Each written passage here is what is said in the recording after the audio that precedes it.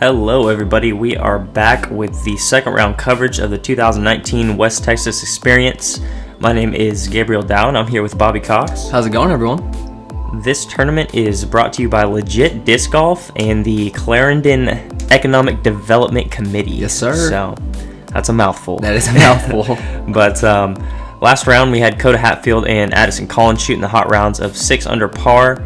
And then I believe we had a four-way tie for fourth place, and it was between Nicholas Rowton, Dillon Vallance, Emerson Keith, and Cody Buckaloo. Okay. So, Nicholas and Dillon's PDGA numbers were lower, so that's why they were on the card today. Makes sense. Getting straight into it, hole 1, this is a par 3. We are playing the blue pads today, but hole 1 doesn't change. There's just a single pad. Once again, you're really just trying to hit either this middle gap between the two trees here. There is a forehand route around the outside, and then there is also a hyzer route as well. So we've seen most players opt for the up the middle line. Yeah, not too many successful either. Seems like you gotta go pretty low to actually sneak through there. Yeah, those branches, you're 80% to hit, or at least have it grab. Absolutely. And Addison being a lefty, taking the nice and easy hyzer, which is hard to swing it all the way back towards the basket all the way. Yeah. You know, it's easier to get past those trees, but getting it actually within 20 feet is definitely more difficult. Roller? And yeah, Nick's throwing a roller here. And that is... About pin high? It's past the basket a little bit. But he's going to be about circle's edge on that left side or right side. Dillon's taking a big over-the-top flex shot. Yeah, he's got the power for it. Yeah. Oh, heads up, Chris. 4. That was a close one. Yeah. I had no idea that happened. Yeah. But that is inbounds, so he'll have a look from there. This is Coda just laying up for the par. And Addison has some really nice putts first round. Let's see if he can carry that over. Oh, just a tad bit too low. This is going to be Dillon for 2, though. What were the wind conditions like this round? The wind picked up a little bit from the morning, so okay. I'd say it was like 5, maybe 10 miles an hour at some points. Okay. Stronger than this morning, so definitely a little bit more wind to play with. It's always hard to tell on camera sometimes. Yeah, but it still wasn't too bad. Dillon tapping in for par. Looks like everyone's going to stay where they were. Yeah. Star par on the first hole. Hole 2, this is a par 3. The blue pad is a little bit further back, and it's a little bit higher up as well. Okay. So you're really just throwing the exact same shot, but just put a little bit more distance on it. Maybe break out a fairway driver or a distance driver instead of a mid-range. Yeah, and you had that little wall left of the basket to kind of act as a backboard. Yeah. Coda looks like he went with that Explorer. Oh, yeah. And he is right there about 20, maybe 25 feet. It's a pretty tough hole for a lefty, I feel like. Yeah. You don't really have a line. You just got to kind of make do. Yeah, I was surprised to not see him throw the forehand there because he's got a pretty decent forehand. Yeah, well, sometimes if the wind's getting a little bit too crazy, the forehand just feels so much harder to throw than a backhand. Yeah. Looks like there's a pretty good headwind going on right here. Oh, yeah. I guess the wind did pick up a little bit more than I thought this second round. Yeah. But that third round, we're also used to Oklahoma. So. Erased the wind out of my mind. Third round I heard was that's kind insane. Of a spoiler alert, but it got intense. It got like GBO like. Maybe worse. It was yeah. pretty intense. Addison trying to make birdie from the top of the hill there.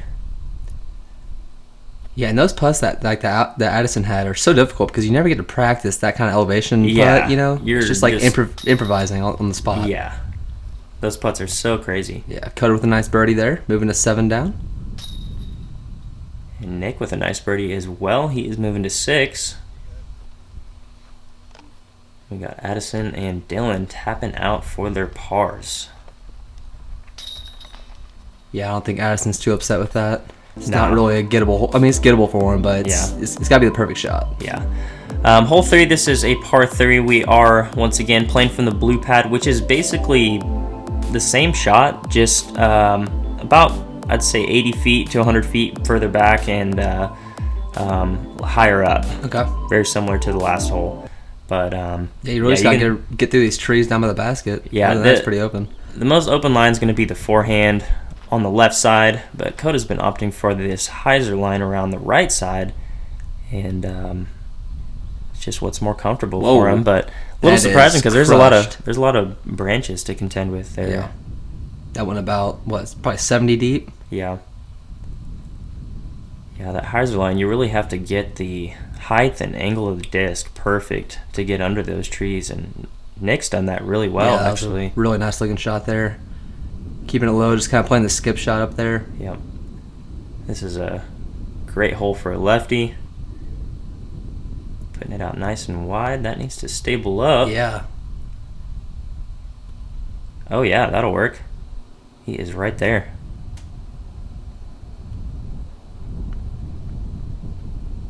Dylan's got plenty of... Oh. What? That is insane. He caught one of the yuccas. That was great. A yucca? Yeah. I don't know what that is. They're the plants that are all over this place. Okay. Literally everywhere. But they're like these little cactus that have little balls on them, but at the bottom of them they have super like spiky bushes. Huh. And sounds dangerous. Yeah. Nick missing low there. That's unfortunate because he had a great drive. This is Addison for the 2.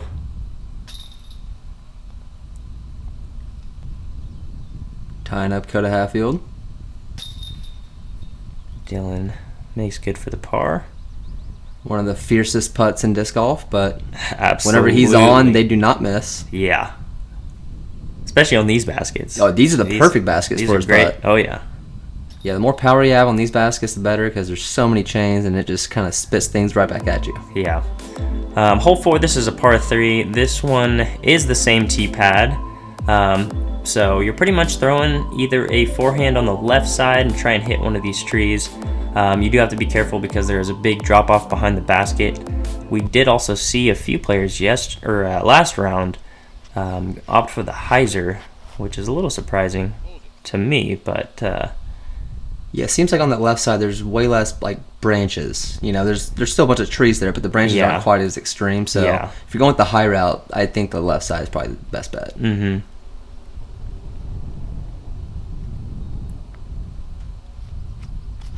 Coda opting for that hyzer again. Oh yeah. Yeah, and that worked out perfectly. About 15-20.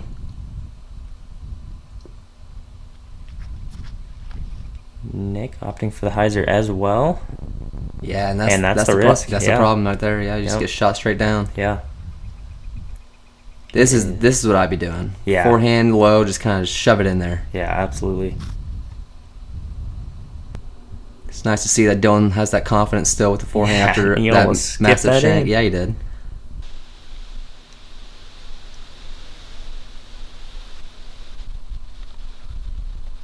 And Nick, just a little bit too low. Might have had one of those tree trunks in his way. Yeah, I noticed from first round there's a lot of like guardian trees on this course. Like most of them are just right around the basket to make it really difficult to putt. Mm-hmm. Especially on these early holes. Yeah. Dillon just a little bit am side there. Slides under the basket though. He'll be tapping in for par. This is Coda for 2. There it is. Oh yeah. He is moving to 8 under par.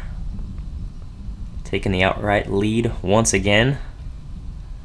Yeah, he seems to thrive in these types of situations where he's leading the pack. Yeah, right. Kind of just hits the ground running. Yep. He knows how to hold it. That's why he's got 126 wins. That's just a dumb number. He's going for 127 this weekend. Like even if you've been playing for a long time, that's just absurd. Yeah, it's ridiculous. But I love it though. 127 wins. It's awesome. That's crazy. Hole 5, this is a par 4. You're really just throwing a hyzer out through the gap on the right side initially off the tee. You want to throw something pretty stable, end up on this left side here, and leave yourself with a pretty easy pitch up for your birdie. Yeah, it's really just all about positioning on this one. Yeah. Here we got Coda. Trying to play that left side, I'm guessing. Yeah, first round he kind of got stuck behind some trees, didn't he? Yeah. Ended up a little bit too far right. And that's going to be okay there. He'll have a little forehand upshot. Yeah. Yeah, the only danger on this hole is hitting an early tree initially off the tee, or being too far on the right side, or hitting the phone pole. The one thing that's in the fairway that's only like 2 feet across. Yeah, he's gonna have quite a bit of work to do from back there. Oh yeah. Oh my gosh, thought he was gonna hit it as well. Right. And Nick's in good position for his 3. Maybe not quite as far up as he was trying. This is Dillon. Are you serious? We have a double bullseye, ladies and gentlemen. What? That's crazy. That is very crazy. He's still in a decent position for his second shot, though. Oh no, he turned that over a little bit. Definitely further away than he wanted, but this thing's got some stability, and oh wow, okay, that is well done. I thought I was gonna end up like 60 left. Yeah. Well, that was a great shot from Dillon. This is looking pretty nice from Addison. Oh yeah. Yeah, he's right there next to Dillon. Maybe circle's edge.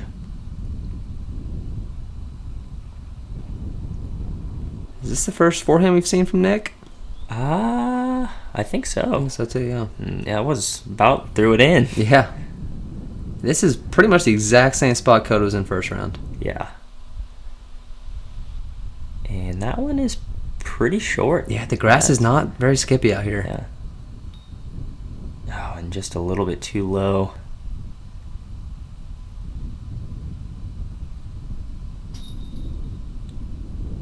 And Addison, just a little bit am side on his putt. Was the wind coming in from like different directions throughout the day, or was it pretty consistent?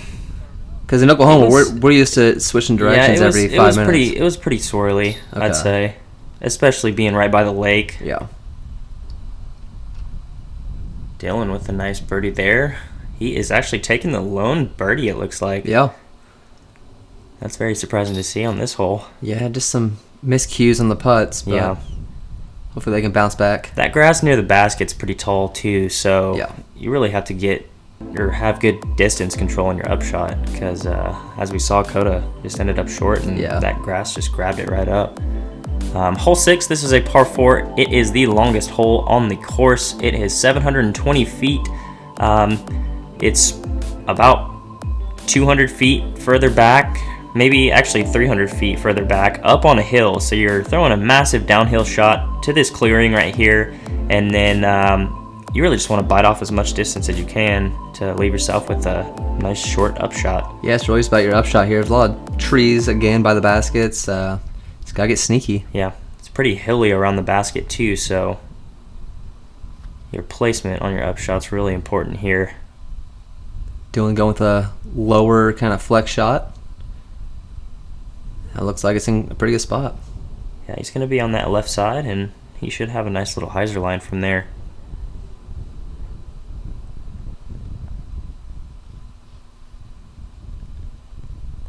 And Coda went with something pretty stable, it looked like. He's going to be on that left side as well, near Dillon.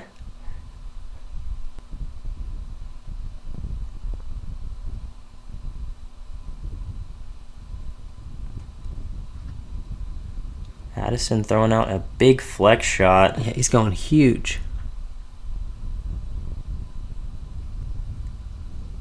And that should work for Madison. That is actually in bounds. I said first round that the road was OB, but it's actually the fence on the right side of the road. So it's like way over there. Yeah, it's way over there. And then there is a OB marked on the left side as well. So you really just have to stay in the middle. And that was a decent shot from Nick. He's got a nice little hyzer line from over here. And there's really only like one gap to hit from over there. Yeah, oh yeah. And he's going to be down the hill. He might have a circle's edge putt. Nick didn't quite get the height right on that one. It's going to be Coda from that left side. Most likely going to be hitting that gap. And that'll work. That is an absolutely perfect shot. He is only about 15 feet from the basket. Dillon with the CTP of the bunch. Oh no. Oh. Just barely catches one of those trees. Nick just a little bit too high there. Come on, Dillon. Right on line, just not quite the height. Yep. Yeah, those are so tricky, getting the height right on that, especially with the wind that we had. Yeah, and being on a knee is just like so hard to get the power. Mm-hmm. Nick with a really nice birdie, though. I'm sure Coda will be doing the same thing. Yeah, 3 down through 6. Yeah. Playing pretty good so far. Yep, that'll move him to 9 under par. Oh, wait, Addison tapping in the par. He will stay at 7. And Dillon staying at 6. And we are on to the island hole. This is hole 7. It's a par 3, 285 feet. As you can see, the flags are wrapping all the way around the basket. If you go deep or left, that's kind of the safe bailout play. Yeah. Most of these guys are really just going to be throwing a forehand or a hyzer and trying to hit the top of the hill there. Yeah, for me, like the scariest part about islands is like controlling the skip. I mean, on this kind of green, I don't think you really have to worry about it because there's hardly any skips out here in general. But usually, like that's what like gets in my head. Yeah, it's like where do I want to land it and how far is it going to skip? And Nick actually is going to be OB there. He will be putting from the drop zone. Just threw it a little bit too wide and caught the side of that wall there, or the road. It's kind of a mini wall of dirt there. It really is. That he got. And Dillon just parking it. Perfect shot. Yeah, he'll be taking it too. Yeah, Dillon has a really nice forehand. Yeah. Ice, ice, baby. Yeah, he definitely does. He can throw mid ranges too, and anything. We really saw it at that New Mexico tournament. I mean, he was pulling them out left and right. Oh yeah, like long distance shots too. Mm-hmm. And Nick from the drop zone, just barely missing right. Coda doing the same thing. Here's Addison for birdie.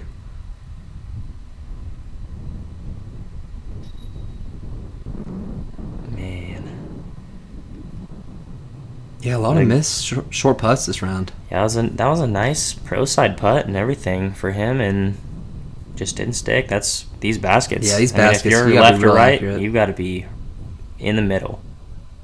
I mean, you really just have to putt at these baskets like they're marksman baskets. Right. Because of the way they catch. Just got to adjust your putts to each basket you play, I feel like. Yeah. It's not easy, but I mean, to do that, or you're gonna get frustrated thinking that your discs are gonna go in, but they're not. Yeah. Hole 8. This is a par 3. It is 375 feet. This one dog legs way left, so you're really just throwing something nice and high and stable, and just try and get it to carry left. Obviously, you don't want it to carry too far left because you have the lake right behind there. Exactly. So just distance control and height control here. Yeah, and since it is 375, which is, I mean, it's not too far, but it's fairly far, especially for like a high hyzer. It's really difficult to get all the way up there. Yeah. You can see Dillon's kind of throwing a flex shot. And he ends up on that right side there. Yeah, going back to the baskets, I'm wondering if they'll ever change that in the future. Like, it's gonna take a long like time. A single regulation basket. Yeah.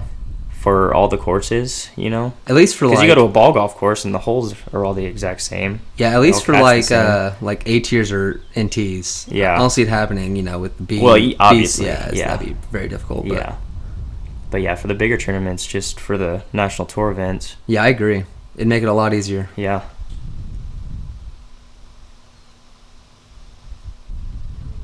And Nick, looks like that one didn't carry far enough left, and he's going to be pitching up here.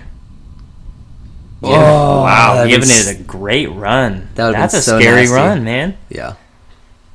That'd have been so nice. Yeah. He's trying to get himself a little slow-mo action. Ooh. Coda was trying to do the same thing and got a horrible reaction off that bad cage. roll away. Oh, and Dillon can't convert on the birdie. All right, I'm going to need to ask these guys to get it up. Okay, there we go. Coda saves the par. He will stay at 9 under.